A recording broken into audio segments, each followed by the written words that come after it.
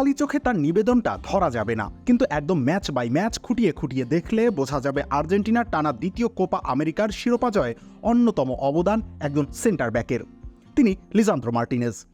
আর্জেন্টিনার সমর্থকরা যাকে ভালোবেসে ডাকে দ্য বুচার।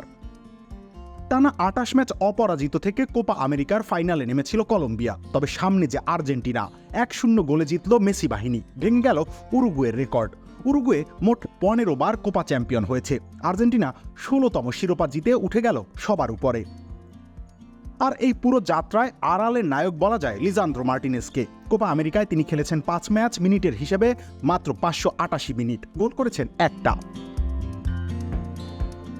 এটুকুতে আসলে তার অবদানটা পরিষ্কার বোঝা যায় না। লিসান্দ্রো যতক্ষণ মাঠে ছিল আর্জেন্টিনা কোনো গোল হজম করেনি, মানে ৫ ম্যাচের পুরোটা সময় জুড়ে ক্লিন শিট রেখেছেন লিসান্দ্রো।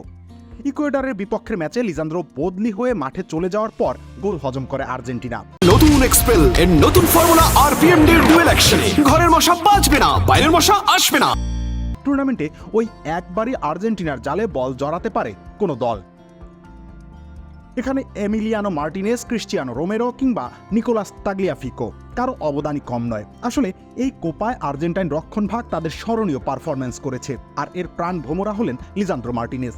কলম্বিয়ার বিপক্ষে ফাইনালেও ১১০ মিনিটে গিয়ে তিনি যে ট্যাকেলটা করলেন, সেটা না হলে হয়তো ম্যাচটা হারাতে হতো আর্জেন্টিনাকে।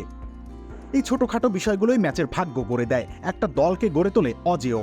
লিসান্দ্রো তেমনই ভয়ডরহীন এক চরিত্র, আর তার এই চরিত্রকে কমপ্লিমেন্ট করেন তার সতীর্থরা।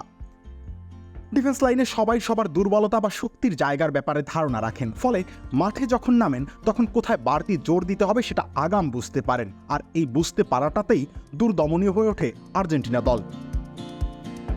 রবিউল ইসলাম রানী, খেলা ৭১।